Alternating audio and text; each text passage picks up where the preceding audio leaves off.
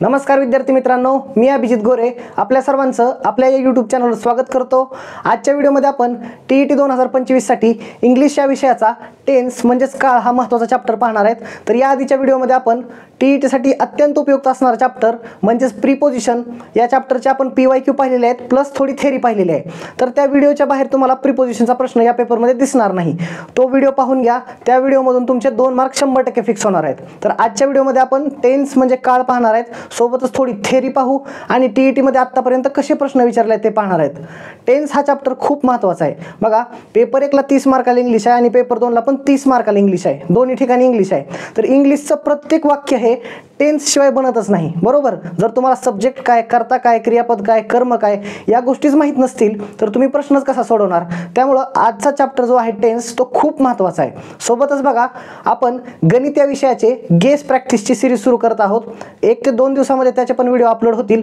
तर ते जे काही प्रश्न असणार आहेत ते प्रीवियस इयर क्वेश्चनच्या ॲनालिसिसवर आपण काढणार आहेत। जे प्रश्न पेपरमध्ये एकापेक्षा जास्तीत जास्त वेळा म्हणजे 2 वेळा 3 वेळा रिपीट झालेले आहेत, TETचा पॅटर्न जास्त काय बदलत नाही। आधीच्या वर्षी जर तुम्ही ॲनालिसिस केलं तर त्याच प्रकारचे प्रश्न तुम्हाला आता पण दिसतात। त्यामुळे आपण काय केलं आहे, PYQचं ॲनालिसिस करून जे प्रश्न जास्तीत जास्त वेळा रिपीट झालेत ते प्रश्न घेतलेले आहेत। सोबतच बघा मानसशास्त्र विषयाची जर तुम्हाला तयारी कमीत कमी वेळात करायची असेल तर आपण मानसशास्त्र विषयाची फास्ट ट्रॅक रिव्हिजन बॅच घेऊन आलेलो आहोत। तर बघा आपलं जे ॲप आहे अक्षय गोरे प्ले स्टोर ॲप, या ॲपमध्ये आपण मानसशास्त्र विषयाची फास्ट ट्रॅक रिव्हिजन बॅच आणलेली आहे। तर ही बॅच 2.5 तासामध्ये आहे, फक्त 2.5 तासाची ही बॅच आहे। TET 2024 मध्ये या बॅचमधून 30 पैकी 19 प्रश्न आलेले आहेत। पेपरला बघा आता वेळ खूप कमी राहिलेला आहे, पूर्ण मानसशास्त्र जर तुम्हाला रिवाईज करायचं म्हणलं तर खूप वेळ लागणार आहे। तर त्यासाठीच आपण रिव्हिजन बॅच बनवलेली आहे जी की फक्त 2.5 तासाची आहे। ही 199 मध्ये उपलब्ध आहे आणि दोन्ही पेपरसाठी उपयुक्त असणार आहे।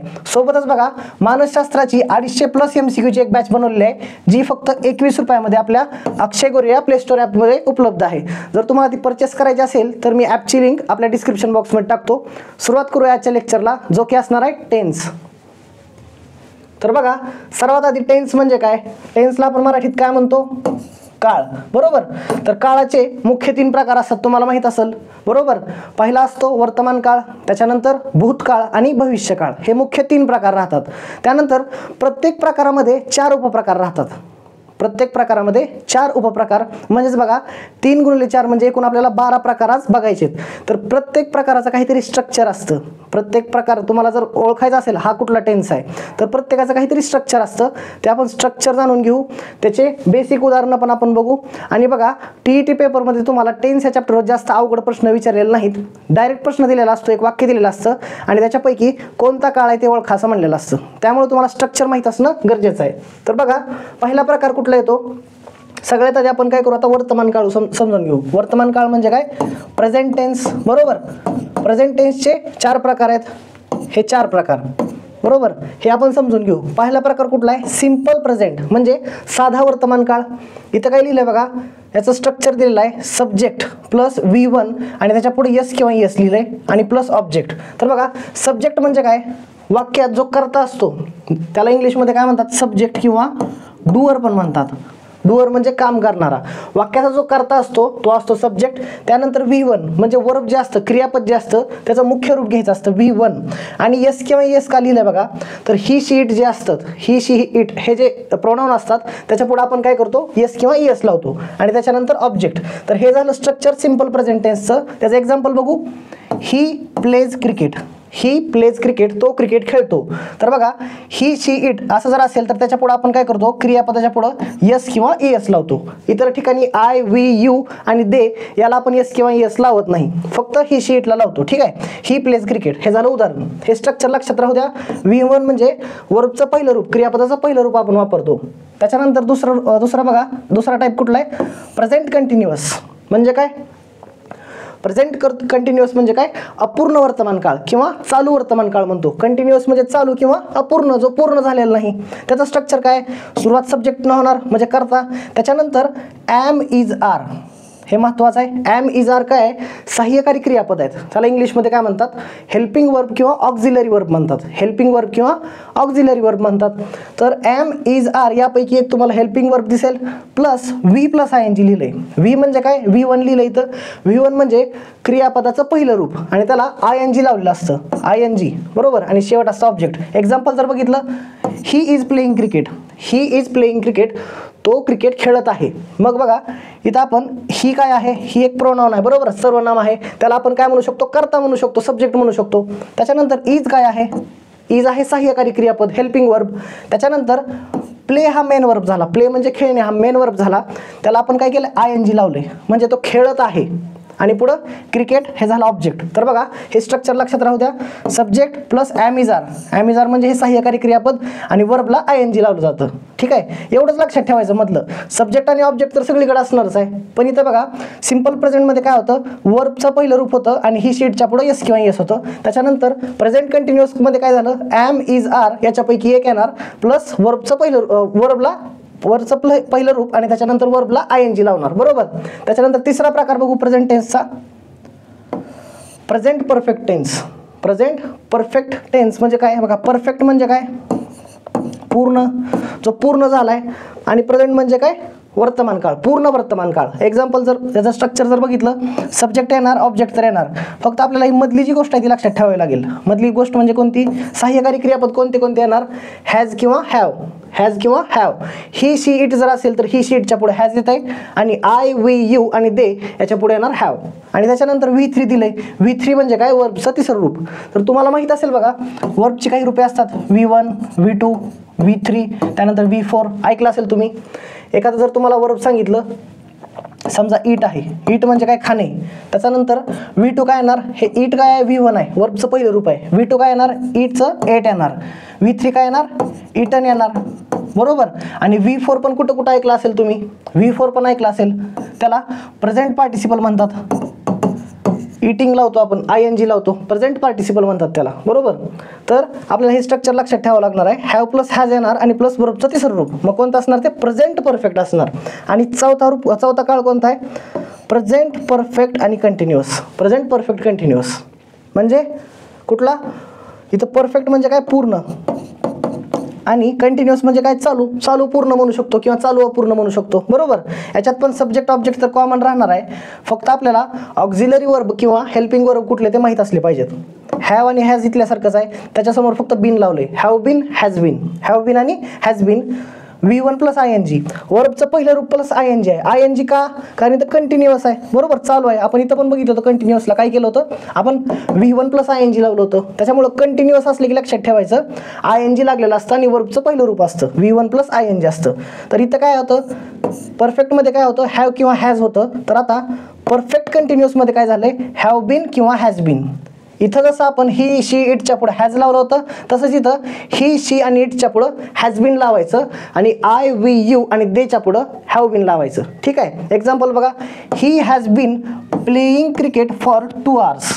He has been playing cricket for 2 hours. तर इथं बघा, हॅज बिन हे सहाय्यकारी क्रियापद आहे आणि प्ले हा मेन क्रियापद आहे बरोबर, मेन वर्ब आहे, त्याला ING लावले. त्याच्यामुळं एवढ्याहूनच आपण ओळखू शकतो वाक्य कुठलं आहे, वाक्य कुठलं असणार आहे, प्रेझेंट परफेक्ट कंटिन्युअस. तर हे झाले 4 उपप्रकार, कशाचे, तर वर्तमान काळाचे. आता भूतकाळाचे उपप्रकार बघू. सेमच नाव असणार आहे, फक्त तिथं पास्ट येणार, जिथं वर्तमान काळ होतं तिथं भूतकाळ येणार बरोबर. पहिला आहे सिंपल पास्ट, म्हणजे कुठला, साधा भूतकाळ. याच्यामध्ये काय असतं, सब्जेक्ट असतो, ऑब्जेक्ट असतो, फक्त V2 लक्षात ठेवायचा, वर्बचं दुसरं रूप. एक्झाम्पल जर म्हणलं तर आता तिकडं आपण बघितलं, हे मागचं जे एक्झाम्पल होतं, सिंपल प्रेझेंटमध्ये काय बघितलं होतं आपण, V1 असतं, वर्बचं पहिलं रूप असतं, I eat an apple, I eat an apple. Eat म्हणजे वर्बचं पहिलं रूप आहे. तसं इथं काय येणार आहे, वर्बचं दुसरं रूप, I ate an apple, I ate an apple, वर्बचं दुसरं रूप येणार आहे. एक्झाम्पल अजून एक बघू, he played cricket, play, played, played, वर्बचे 3 रूप आहेत बरोबर. प्लेड हा V2 पण प्लेडच असतो बरोबर, V2 पण प्लेडच असतो आणि V3 पण प्लेडच असतो. ही प्लेड क्रिकेट म्हणजे काय झालं, सिंपल पास्ट बरोबर, साधा भूतकाळ. त्याच्यानंतर पास्ट कंटिन्युअस, प्रकार तेच आहेत, उपप्रकार तेच आहेत, फक्त आपण काय करतो, इथं पास्ट लावायला, मागं प्रेझेंट लावलं होतं, इथं फक्त पास्ट लावतोय आपण. ठीक आहे, पास्ट कंटिन्युअसमध्ये काय असणार, सब्जेक्ट ऑब्जेक्ट तर सगळीकडे कॉमन आहे. हेल्पिंग वर्ब लक्षात ठेवायचा, वॉज किंवा वर येणार, वॉज किंवा वर. आणि V1 plus ING, V1 plus ING, वर्बला ING लागणार. एक्झाम्पल बघा, ही वॉज प्लेइंग क्रिकेट. इथं बघितलं वॉज आहे सहाय्यकारी क्रियापद आणि प्ले हा जे क्रियापद आहे मुख्य क्रियापद त्याला ING लागलेला आहे, बरोबर. त्याच्यानंतर तिसरा प्रकार बघा, past perfect. Past perfect subject object तर कॉमन आहे, फक्त एवढं लक्षात ठेवायचं काय, हॅड. हॅड म्हणजे काय, सहाय्यकारी क्रियापद आहे. तिकडं काय होतं मागच्या एक्झाम्पलमध्ये हॅव आणि हॅज होतं, बरोबर. जे काय आपण प्रेझेंट परफेक्ट बघितला होता, प्रेझेंट टेन्सचा तिसरा प्रकार, बरोबर. प्रेझेंट परफेक्ट बघितला होता, त्याच्यामध्ये आपण इथं हॅव आणि हॅज घेतलं होतं आणि इथं भूतकाळात काय आलं, फक्त हॅड आले. बाकी मागं पण V3 होतं, इथं लक्ष दिलं होतं तुम्ही बघा, इथं पण V3 होतं, फक्त इथं हॅव हॅज होतं. आणि इथं अजून सोपं झाले, जर पास्ट असेल, पास्ट परफेक्ट असेल तर सगळीकडे हॅडच असणार. तिकडे काय होतं, हॅव आणि हॅज होतं. ही शीटच्या पुढे हॅज लागत होतं आणि आय, वी, यू आणि देच्या पुढे हॅव लागत होतं. तसं इथं आय पासून दे पर्यंत जी प्रोनाउन असतात त्या सगळ्यांच्या पुढे हॅडच लागतं. आणि वर्बचं तिसरं रूप तुम्हाला सांगितलं, प्ले, प्लेड, प्लेड. दुसरं आणि तिसरं रूप सेमच आहे बघा, he had played cricket, he had played cricket, हे झालं एक्झाम्पल. आणि चौथा प्रकार जर म्हणलं पास्ट टेन्सचा तर कुठला आहे, पास्ट परफेक्ट कंटिन्युअस. परफेक्ट पण आहे आणि कंटिन्युअस पण आहे. कंटिन्युअस असल्यामुळं वर्बला ING लागणार, V1ला ING लागणार. आणि परफेक्टमुळं बघा, सब्जेक्ट आहे, ऑब्जेक्ट तर आहे. आणि आता हेल्पिंग वर्ब कुठला लावलेला आपण, हॅड बीन. हॅड बीन मागच्यामध्ये कुठं लावलं होतं बघा, प्रेझेंटमध्ये कुठं लावलं होतं, प्रेझेंट परफेक्ट कंटिन्युअसमध्ये आपण काय केलं तर हॅव बीन किंवा हॅज बीन, हॅव बीन किंवा हॅज बीन. तसं इथं अजून सोपं झालंय, फक्त हॅड बीन, बरोबर. इथं हॅड होतं, इथं हॅड बीन झालं. आणि तो V1 प्लस ING, इथं पण V1 प्लस ING, ठीक आहे. कंटिन्युअस म्हणलं की लक्षात ठेवायचं, कंटिन्युअस म्हणजे काय, चालू किंवा अपूर्ण. चालू क्रिया आहे, बरोबर. मी तुम्हाला शिकवत आहे, ही चालू क्रिया आहे, त्याच्यामुळं काय ING लागणार, मेन वर्बला ING लागतं इथं पण आणि इथं पण, ठीक आहे. ज्यावेळेस कधी तुम्हाला कंटिन्युअस विचारलेला आहे, एखादा टेन्स विचारला आहे आणि तो पास्ट कंटिन्युअस आहे किंवा परफेक्ट कंटिन्युअस आहे असं जर म्हणलं तर वर्बला ING असणं आवश्यक असतं, बरोबर. त्याच्यानंतर तुम्हाला सहाय्यकारी क्रियापत्र ओळखता आलीच पाहिजेत. एक्झाम्पल जर बघितलं, he had been playing cricket since morning, तो सकाळपासून क्रिकेट खेळत आहे. He had been playing cricket since morning, बरोबर. हॅड बीन म्हणून आपल्याला काय कळालं, हॅड बीन म्हणून कळालं तो पास्ट आहे, बरोबर. हॅड असल्यामुळे पास्ट आहे आणि हॅड बीन असल्यामुळे काय कळालं, तो पास्ट परफेक्ट कंटिन्युअस आहे. पास्ट परफेक्ट कंटिन्युअस आहे, ठीक आहे. कंटिन्युअस कशामुळे कळालं तर वर्बला ING लावलेला आहे. तर आता पुढचा प्रकार बघू फ्युचर टेन्सचा. पहिला प्रकार आहे सिंपल फ्युचर, त्याच्यामध्ये सब्जेक्ट ऑब्जेक्ट असणार, बरोबर. आणि त्याच्यानंतर सहाय्यकारी क्रियापद कोणता येणार आहे, विल किंवा शाल पण येतं, ठीक आहे. विल किंवा शाल येणार आणि वर्बचं पहिलं रूप असतं, बरोबर. आपण तुम्ही जर नीट ऑब्झर्वेशन केलं असतं, सिंपल प्रेझेंटमध्ये काय केलं होतं, वर्बचं पहिलं रूप आलं होतं. त्याच्यानंतर सिंपल पास्टमध्ये वर्बचं दुसरं रूप आलं होतं आणि सिंपल फ्युचरमध्ये वर्बचं परत एकदा पहिलं रूप आलं. इथं कन्फ्यूज व्हायचं नाही, चुकून वर्बचं तिसरं रूप असं समजू नका, वर्बचं पहिलं रूप येणार इथं. Example, he will play cricket, he will play cricket, ठीक आहे. त्याच्यानंतर बघा फ्युचर कंटिन्युअस, दुसरा प्रकार. मागच्या वेळेस काय होता, पास्ट कंटिन्युअस होता, आता आला फ्युचर कंटिन्युअस. सब्जेक्ट ऑब्जेक्ट तर आहे, ऑक्झिलरी वर्ब किंवा हेल्पिंग वर्ब कुठला असणार आहे, विल बी किंवा शाल बी, विल बी किंवा शाल बी. आणि तुम्हाला सांगितलं मी, कंटिन्युअस असलं की वर्ब जो पहिला असतो त्याला ING लावतात, V1 प्लस ING असतं. म्हणजे बघा, he will be playing cricket, he will be playing cricket, तो क्रिकेट खेळत असेल, तो क्रिकेट खेळत असेल. त्याच्यानंतर पुढचा प्रकार, मागं काय होता, पास्ट परफेक्ट होता, इथं आला फ्युचर परफेक्ट. सब्जेक्ट ऑब्जेक्ट सेमच असणार सगळीकडं, विल हॅव येणार, ठीक आहे. विल हॅव किंवा शाल हॅव. आणि वर्बचं तिसरं रूप, परफेक्ट नाव दिसलं ना, परफेक्ट दिसलं ना, वर्बचं तिसरं रूप येणार आहे. आणि परफेक्ट कंटिन्युअस असलं, परफेक्ट कंटिन्युअस असलं तर ING लागणार. एवढं स्मॉल ऑब्झर्वेशन तुम्हाला आतापर्यंत कळालं असेल, ठीक आहे. एक्झाम्पल बघितलं, ही विल हॅव प्लेड क्रिकेट, त्याने क्रिकेट खेळले असेल. ही will have played cricket, will आहे हॅव आहे, ठीक आहे. विल आणि हॅव एकत्र आले, याच्यामुळं हे झालं ऑक्झिलरी वर्ब किंवा हेल्पिंग वर्ब, ठीक आहे. आणि वर्बचं तिसरं रूप प्ले, प्लेड, प्लेड हे वर्बचं आहे तिसरं रूप. त्याच्यानंतर शेवटचा प्रकार बघू, future perfect continuous. Future perfect continuous, subject object तर सगळीकडेच असणार, will have been, will have been किंवा शाल हॅव बीन. आणि V1 प्लस ING सगळीकडे तेच आहे चौथ्या प्रकारला आणि दुसऱ्या प्रकारला. बघा दुसरा प्रकार आणि चौथा प्रकार जो आहे मागे पण तुम्ही बघितलं V1 plus ING V1 plus ING, त्याच्यानंतर इथं पण V1 प्लस ING आणि V1 प्लस ING, आणि फ्युचरमध्ये पण तसंच असणार आहे V1 plus ING V1 plus ING. म्हणजे तुम्हाला जर कंटिन्युअस विचारला असेल टेन्स कुठला पण, प्रेझेंट कंटिन्युअस, पास्ट कंटिन्युअस किंवा पास्ट परफेक्ट कंटिन्युअस असू द्या, प्रेझेंट परफेक्ट कंटिन्युअस असू द्या, तर त्या टायमिंगला ING लागणं आवश्यक असतं V1ला, म्हणजे वर्बला ING आवश्यक असतं. ठीक आहे. एक्झाम्पल बघू. He will have been playing cricket for 2 hours. He will have been playing cricket for 2 hours. तर आता काय करू आपण, TETला कशा प्रकारचे एक्झाम्पल विचारलेत ते पाहू. तर बघा एक्झाम्पलची जी संख्या आहे ती ठराविक आहे, परंतु हे जे प्रश्न आहेत टेन्सचे हे तुम्हाला इनडायरेक्टली जास्त प्रकारे विचारले आहेत. बघा टेन्सचा उपयोग तुम्हाला ॲक्टिव्ह वॉइस पॅसिव्ह वॉइसमध्ये होणार आहे, त्याच्यानंतर क्वेश्चन टॅगमध्ये होणार आहे. म्हणजे ग्रामरचा कुठलाही घटक असू द्या, ग्रामरचा कुठलाही घटक असला तरी टेन्सचा उपयोग 100% तुम्हाला होणार आहे. तर आता एक्झाम्पल पाहू आपण. एक्झाम्पल नेमकं कसे विचारलेत तुम्ही डायरेक्ट सांगू शकता आता फक्त ऑब्झर्वेशननं. पहिलं example, which of the following expresses past perfect continuous. Past perfect continuous म्हणजे पास्ट टेन्सचं कोणता प्रकार झाला, हा कोणता उपप्रकार झाला, परफेक्ट कंटिन्युअस म्हणजे चौथा. ठीक आहे. आताच आपण बघितलं होतं. हे बघा पहिला असतो सिंपल पास्ट, दुसरा पास्ट कंटिन्युअस, तिसरा पास्ट परफेक्ट आणि चौथा पास्ट परफेक्ट कंटिन्युअस. प्रत्येक टेन्सचे हे 4च प्रकार असतात. तर आपला चौथा प्रकार विचारलेला आहे. तर चौथ्या प्रकाराचं स्ट्रक्चर लक्षात करा. सब्जेक्ट तर सगळीकडे असतो, प्लस काय करत होतो आपण पास्टमध्ये. बघा पास्ट परफेक्ट कंटिन्युअस, पास्टमध्ये आपण सहाय्यकारी क्रियापद कुठलं वापरत होतो परफेक्ट कंटिन्युअससाठी. सोपं होतं एक, हॅड बीन, सगळीकडे तेच आहे म्हणलेलं तुम्हाला मी. प्रेझेंटमध्ये हॅज बीन हॅव बीन होतं बरोबर, तसं पास्टमध्ये फक्त हॅड बीन आहे बरोबर. तर फक्त एवढं हॅड बीन जरी तुम्हाला माहीत असलं असतं तर तुम्ही ऑप्शन इलिमिनेट करू शकता. हॅड बीन इथं हॅड आहे बरोबर पण बीन नाही, हॅड आहे पण बीन नाही. त्याच्यानंतर इथं इज रायटिंग आहे, इज तर येणारच नाही, आणि इथं वॉज आहे. डायरेक्ट ऑप्शन इलिमिनेट करू शकतो मी. हॅड बीन फक्त एका एक्झाम्पलमध्ये आहे आणि दुसरं काही तर कंटिन्युअस बरोबर. कंटिन्युअससाठी तुम्हाला सांगितलं होतं मी वर्बचं पहिलं रूप त्याला ING, म्हणजे राईट हे पहिलं रूप झालं आणि त्याला ING लावलं आहे, writing. He had been writing. तर तुम्हाला फक्त had been plus V1 plus ING एवढं जरी माहीत असलं असतं तर पास्ट परफेक्ट कंटिन्युअसचं एक्झाम्पल तुम्ही फक्त ऑब्झर्वेशननं सोडू शकता, हॅड बीन आणि रायटिंग. ठीक आहे, समजलं. TET पेपर 1 2014चा प्रश्न आहे. दुसरा प्रश्न बघू. TET पेपर 1 2016 काय विचारलंय खालीलपैकी past perfect tense. Past perfect tense म्हणजे बघा पास्ट मधला कुठला उपप्रकार कितव्या नंबरचा, 3 नंबरचा बरोबर. परफेक्ट म्हणजे इथं बघा सिंपल पास्ट, पास्ट कंटिन्युअस आणि पास्ट परफेक्ट म्हणजे हा 3 नंबरचा प्रकार आहे बरोबर.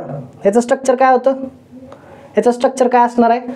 परफेक्टमध्ये बघा पास्ट परफेक्टमध्ये आपण जे सहाय्यकारी क्रियापद वापरत होतो ते होतं हॅड, आणि पास्ट परफेक्टमध्ये 3 नंबरचा टेन्स आहे बरोबर. हा 3 नंबरचा उपप्रकार आहे. त्याच्यामुळे लक्षात कसं ठेवायचं थोडक्यात, वर्बचं पण तिसरंच रूप येणार, वर्बचं पण तिसरंच रूप येणार. परत एकदा सांगतो. हे बघा आपण जे आता चार्ट पाहिले इथे एक तुम्हाला ट्रिक सांगायची विसरून गेलो. 1 नंबरचा प्रकार हा, 2 नंबरचा, 3 नंबरचा आणि 4 नंबरचा. 3 नंबरचा प्रकार कुठला आहे, प्रेझेंट परफेक्ट. 3 नंबरचा आहे ना, त्याच्यामुळे काय करायचं वर्बचं तिसरं रूप घ्यायचं. तसंच इथं पण बघा हा पहिला आहे, दुसरा, तिसरा, चौथा म्हणजे पास्ट मधला बरं का. इथं नंबर जरी 5, 6, 7, 8 दिले असतील तरी पास्ट टेन्स मधला हा पहिला प्रकार, हा दुसरा, हा तिसरा आणि हा चौथा. 3 नंबरचा प्रकार आहे ना, मग V3 झालं. त्याच्यानंतर इथं पण फ्युचरमध्ये पण सिंपल, त्याच्यानंतर इथं कंटिन्युअस आणि इथं परफेक्ट. हा 3 नंबरचा आहे, इथं पण V3 येणार आहे. वर्बचं तिसरं रूप आपल्याला वापरायचं आहे. तर एक्झाम्पल बघा अराउंड 7 PM, अराउंड 7 PM चारीकडे पण कॉमन आहे. 7 वाजायच्या आसपास, 7 वाजायच्या सुमारास, हे सगळीकडे कॉमन आहे. हे आपल्याला बघायचीच गरज पडणार नाही, आपल्याला याच्या पुढेच ऑब्झर्वेशन करावं लागणार आहे. ठीक आहे. The power, the power, the power आणि द पॉवर हे सगळीकडे काय झालं, सब्जेक्ट झालं, सब्जेक्ट झालं.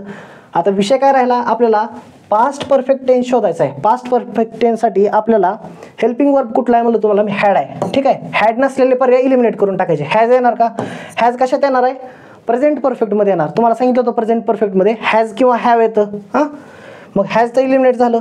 आणि वॉज, वॉज कशात येत होतं, वॉज येत होतं कंटिन्युअस पास्ट किंवा पास्ट कंटिन्युअस म्हणू शकता तुम्ही. त्याच्यात वॉज किंवा वेअर बरोबर, वॉज किंवा वर हे 2 वापरत होतो आपण, त्यामुळे हे पण ऑप्शन इलिमिनेट होणार. फक्त एकच ऑप्शन राहिला आहे, the power had gone of. The power had, had म्हणजे काय झालं सहाय्यकारी क्रियापद आणि वर्बचं तिसरं रूप गॉन. तुम्हाला माहीत असेल मेन वर्ब आहे गो, त्याचं दुसरं रूप जर म्हणलं तर ते आहे वेंट, आणि वर्बचं तिसरं रूप म्हणलं तर काय असणार आहे गॉन. गो, वेंट, गॉन. तुम्हाला कालच्या व्हिडिओमध्ये सांगितलं होतं मी प्रिपोजिशनच्या, तुम्हाला काही फ्रेझल वर्ब लक्षात ठेवावे लागतील. फ्रेझल वर्ब म्हणजे काय सांगितलं होतं, एक वर्ब येतं आणि त्याच्यासोबत एक प्रिपोजिशन येतं. तर इथं बघा गॉन ऑफ, गॉन काय आहे वर्ब आहे, ठीक आहे, वर्बचं तिसरं रूप आहे पण ते वर्बच म्हणता येते बरोबर. गॉन हे वर्ब आहे आणि ऑफ हे आहे प्रिपोजिशन. तर गॉन ऑफ जे आहे हे झालं फ्रेझल वर्ब. तुम्हाला असे फ्रेझल वर्ब थोडे लक्षात ठेवा म्हणलं होतं कालच्या एक्झाम्पलमध्ये, ठीक आहे. तर आपलं उत्तर काय आलं, पर्याय क्रमांक 1. त्याच्यानंतर बघा TET पेपर 2 2016, पेपर 1चं बघितलं आता आहे पेपर 2चं. पेपर 2 2016 एक्झाम्पल काय आहे, प्रेझेंट परफेक्ट कंटिन्युअस.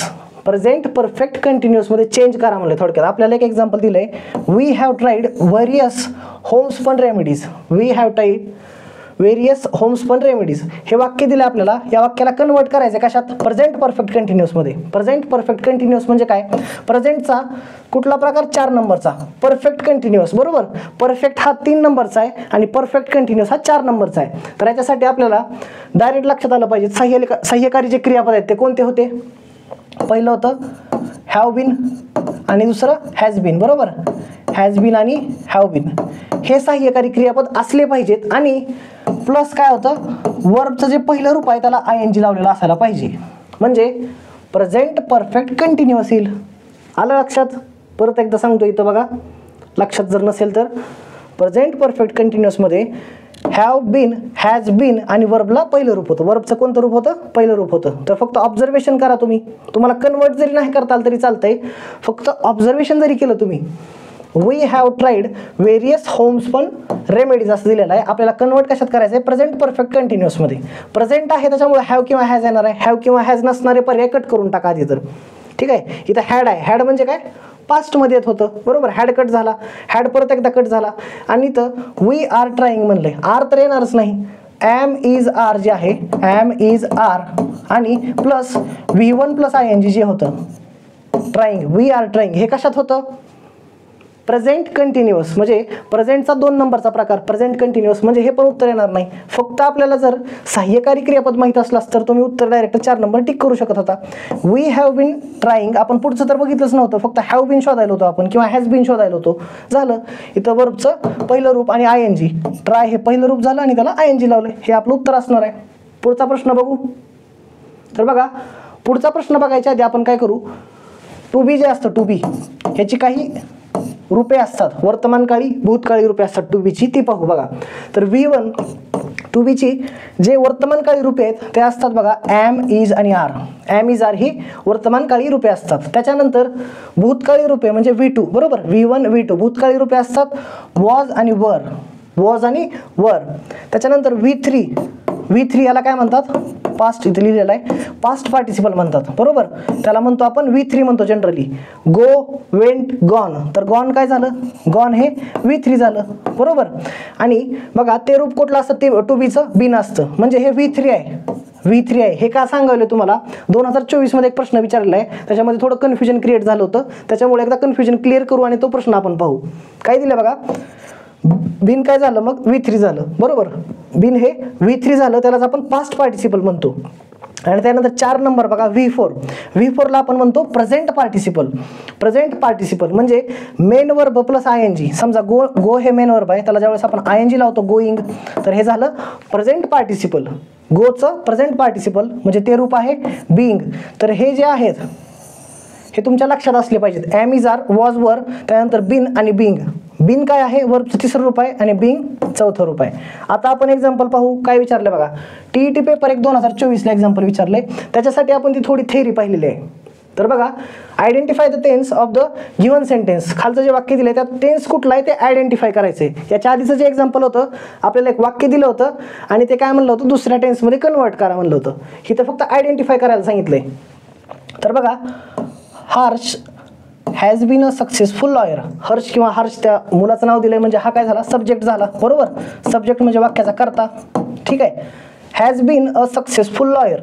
तर बघा तुम्ही जर व्यवस्थित ऑब्झर्वेशन केलं, हॅज बीन जर दिसलं तुम्हाला, हॅज बीन दिसलं तर काय झालं, हॅज हा आपण प्रेझेंटमध्ये वापरत होतो प्रेझेंटमध्ये, आणि हॅज बीन हा काय करत होतो आपण, present perfect continuous. Present perfect कंटिन्युअसमध्ये हॅज बीन हे सहाय्यकारी क्रियापद आपण वापरत होतो. तर कोण कोण काय करणार, प्रेझेंट परफेक्ट कंटिन्युअस टेन्स हे उत्तर टिक करणार. पण बघा तुम्हाला मी त्या एक्झाम्पलमध्ये त्या स्ट्रक्चरमध्ये सांगितलं होतं कशाच्या, प्रेझेंट परफेक्ट कंटिन्युअसच्या. हॅज बीन हॅव बीन तर येणार प्लस वर्बचं पहिलं रूप आणि त्याला ING यावं लागतं. वर्बचं पहिलं रूप प्लस त्याला ING यावं लागतं. तुम्हाला या उदाहरणात कुठं दिसायला का ते हॅज बीन आणि पुढं काय एखादं वर्ब दिसून ING दिसायला का तुम्हाला, नाही. तर मग ते कंटिन्युअस कसं असणार. मी तुम्हाला मगाशीच एक टिप सांगितली होती, एखादं वाक्य कंटिन्युअस टेन्स ओळखण्यासाठी, मग ते प्रेझेंट कंटिन्युअस असू द्या, प्रेझेंट परफेक्ट कंटिन्युअस असू द्या किंवा पास्ट कंटिन्युअस असू द्या, पास्ट परफेक्ट कंटिन्युअस असू द्या, त्यासाठी वर्बचं जे पहिलं रूप आहे त्याला ING लावणं आवश्यक आहे. वर्बला INGच नाही, तिथं तुम्हाला मूळ वर्बच दिसना गेलंय आणि वर्बला तर ING नाहीच नाही. तर मग हे उत्तर कसं काय, प्रेझेंट परफेक्ट कंटिन्युअस टेन्स हे उत्तर येणार नाही. तर बघा याच्यासाठी आपण काय करू, थोडी थेअरी पाहू. याचं उत्तर काय येणार आहे, याचं उत्तर येणार आहे प्रेझेंट परफेक्ट टेन्स. ठीक आहे, प्रेझेंट परफेक्ट टेन्स. तर कशाहून बघा, हॅज काय आहे, सहाय्यकारी क्रियापद आहे. तर तुम्हाला आत्ताच सांगितलं होतं मागच्या चार्टमध्ये मी, हा चार्ट समजवण्याचं कारणच होतं, बी हा जो वर्ब आहे त्याचं V3 जे असतं, तिसरं जे रूप असतं ते असतं बीन. V3 जे असतं ते आहे बीन. तर बघा प्रेझेंट परफेक्ट टेन्स ह्याचं स्ट्रक्चर मी तुम्हाला काय सांगितलं होतं, प्रेझेंट असल्यामुळे हॅव किंवा हॅज येणार, बरोबर, हॅव किंवा हॅज येणार आहे, प्लस वर्बचं कितवं रूप येत होतं, तिसरं, बरोबर. प्रेझेंट मधला हा तिसरा प्रकार आहे, त्यामुळे तुम्हाला ट्रिक सांगितली होती मी, वर्बचं तिसरं रूप येते. तर बघा हर्ष हॅज आणि वर्ब कुठला आहे, बी, त्याचं तिसरं रूप दिसायला का तुम्हाला, बिन. आता सांगितलं तुम्हाला मी, बरोबर, V3 हे बिन आहे. A successful lawyer. तर बघा हा झाला मेन वर्ब, हा झाला सहाय्यकारी क्रियापद. म्हणजे हॅव हॅज प्लस V3, बरोबर, हॅव किंवा हॅज प्लस V3 हे रूप कशाचं आहे, हे स्ट्रक्चर कशाचं आहे, प्रेझेंट परफेक्ट टेन्स. तर हे आपलं असेल उत्तर. जर तुम्हाला असं समजलं नाही तर अजून थेअरीनं सांगतो, परंतु लक्षात घ्या हे काय आहे, सहाय्यकारी क्रियापद आणि हे आहे मेन वर्ब. आता इथं मेन वर्ब म्हणून ऍक्ट करायला हे, आणि हे सहाय्यकारी वर्ब कधी, म्हणजे सहाय्यकारी क्रियापद म्हणून कधी ऍक्ट करणार, ज्यावेळेस पुढे एक मेन वर्ब दिलाय आणि त्याला ING लावलेला आहे. पण इथं मेन वर्ब नाही आणि ING लावलेलं नाही, त्यामुळं बिन हेच मेन वर्ब म्हणायचं आणि हॅज हे ऑक्झिलरी वर्ब. उत्तर काय असणार आहे, प्रेझेंट परफेक्ट टेन्स. ह्याचं आपण थोडं एक्सप्लेनेशन पाहू, अजून डिटेल एक्सप्लेनेशन, थोडं कन्फ्युजन. बघा स्ट्रक्चर दिलेलं आहे इथं, हॅज किंवा have plus been plus be plus ING. हे स्ट्रक्चर कशाचं आहे, प्रेझेंट परफेक्ट कंटिन्युअस. मी तुम्हाला सांगितलं होतं कंटिन्युअस जिथं कुठं दिसणार तिथं V1 प्लस ING असणार, बरोबर. मग हे जे स्ट्रक्चर आहे हॅज बीन किंवा हॅव बीन आणि त्याच्या पुढं वर्ब प्लस ING हे स्ट्रक्चर असतं प्रेझेंट परफेक्ट कंटिन्युअस. एक्झाम्पल बघा, he has been working, he has been working. तर मागचं जे एक्झाम्पल आहे याच्यात दिसतंय का तुम्हाला, हर्ष हॅज बीन वर्किंग किंवा प्लेइंग असं काही दिसतंय का, ING दिसतंय का, नाही. तर दिलेलं आहे Harsh has been a successful lawyer. Successful lawyer म्हणजे हर्षबद्दल काही विशेषता सांगितलेली आहे, पुढं हर्षबद्दल जी विशेषता सांगितलेली आहे तो एक सक्सेसफुल लॉयर आहे असं सांगितलेलं आहे.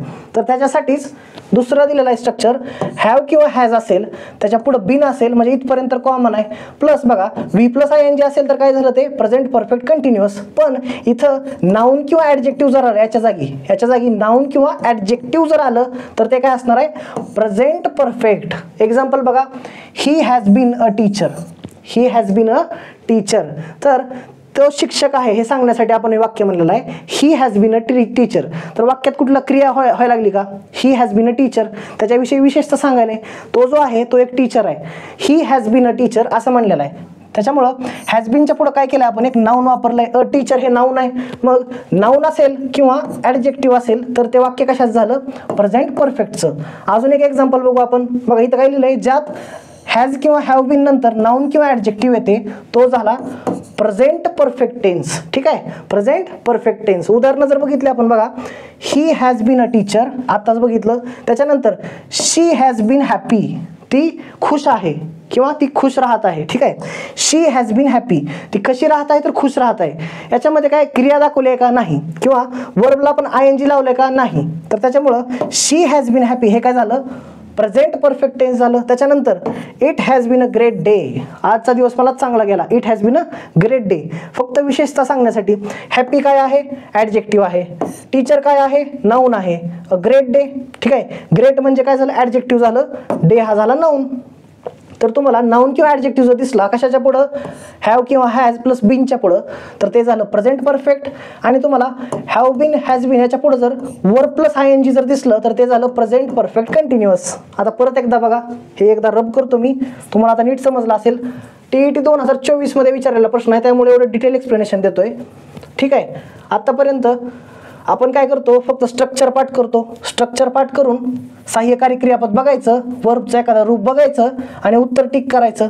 तर बघा इथं आत्ता आपलं उत्तर चुकलं असलं असतं, त्याच्यामुळे मी तुम्हाला लेक्चरच्या स्टार्टिंगपासून सांगतोय, एखादं वाक्य जर कंटिन्युअस असलं असतं, मग ते प्रेझेंट कंटिन्युअस असू द्या किंवा प्रेझेंट परफेक्ट कंटिन्युअस असू द्या, तर वर्बला ING आवश्यक असतं. इथं तुम्हाला वर्बला ING दिसतंय कुठं, नाही. आणि हॅज बीन तर आहे, हॅज बीन तर आहे. तर बघा हे जे हॅज आहे हे हेल्पिंग वर्ब किंवा ऑक्झिलरी वर्ब आहे आणि बीचं हे तिसरं रूप आहे बीन, V3. तर बघा हॅव हॅज प्लस V3 हे स्ट्रक्चर कशाचं असतं, हे स्ट्रक्चर असतं प्रेझेंट परफेक्ट टेन्सचं. आय होप तुम्हाला समजलं असेल, व्यवस्थितपणे सांगायचा प्रयत्न केलेला आहे. वाटलं तर याचा स्क्रीनशॉट काढून घ्या. नाउन आणि ॲडजेक्टिव्ह असेल तर प्रेझेंट परफेक्ट टेन्स असणार. Example, he has been a teacher, she has been happy, it has been a great day. ठीक आहे. आता शेवटचं एक्झाम्पल बघू. शेवटचं एक्झाम्पल विचारलंय TET पेपर 2 2024 साठी. आपण ही काही जी सिरीज चालवायलोय हे दोन्ही पेपरचं ॲनालिसिस करून घेतलेले आहे. त्यामुळे पेपर 1 साठी नाही किंवा फक्त पेपर 2 साठी नाही, दोन्ही पेपरसाठी आहे. आणि त्यातल्या त्यात हा जो चॅप्टर आहे टेन्स, हा तर तुम्हाला इंग्लिशचे जे 30 प्रश्न असणार आहेत, पेपर 1चे किंवा पेपर 2चे, प्रत्येक प्रश्नामध्ये वापर होणार आहे. तुम्हाला subject, verb, object, helping verb काय आहे ते टेन्स शिवाय कळणारच नाही. ठीक आहे. खूप लोकांना असा म्हणजे अडचण असते, टेन्सच ओळखता येत नाही. नेमकं क्रियापद म्हणजे काय आहे, त्यातलं सहाय्यकारी क्रियापद काय आहे किंवा कुठल्या काळातलं वाक्य आहे हे ओळखताच येत नाही. जर हेच ओळखता आलं नाही तर तुम्हाला ॲक्टिव्ह व्हॉइसचं पॅसिव्ह व्हॉइस कसं करता येणार, बरोबर. शेवटचं एक्झाम्पल बघू. जया अँड राधा. जया अँड राधा काय झाले, सब्जेक्ट झाले.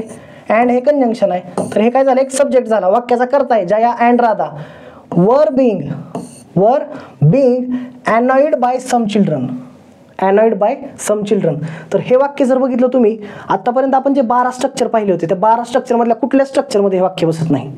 जर तुम्ही व्यवस्थित ऑब्झर्वेशन केलं, जर तुम्हाला पॅसिव्ह व्हॉइस म्हणजे काही माहीत असेल, तर बघा Jaya and Radha were being annoyed by some children हे आहे पॅसिव्ह व्हॉइसचं वाक्य. कशामुळं, तर बघा वर बीइंग आहे, वर्बचं तिसरं रूप आहे, त्याच्यानंतर बाय आहे आणि पुढे ऑब्जेक्ट दिलेला आहे. हे झालं पॅसिव्ह व्हॉइसचं वाक्य.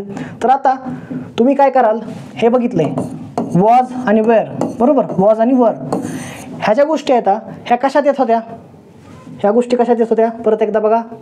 आपण पास्टमध्ये बघितलं होतं, पास्ट टेन्समध्ये, पास्ट कंटिन्युअसमध्ये वॉज किंवा वर होतं, पण त्याच्या पुढे ING लागत होतं, बरोबर. पास्ट कंटिन्युअस जर असायला पाहिजे तर वॉज वेअरच्या पुढे ING, वर्बचं ING असायला पाहिजे. तुम्हाला ING दिसायला कुठं, ह्या एक्झाम्पलमध्ये, एक मिनिट, हे जे एक्झाम्पल आहे, वर दिसले, वॉज वेअर दिसले आणि बीइंग दिसायले. ठीक आहे. ING दिसायले तुम्हाला, मग तुम्ही डायरेक्ट टिक करणार का, पास्ट कंटिन्युअस टेन्स टिक करणार का, तर नाही. कशामुळं, पुढे अनॉइड पण दिसायलाय.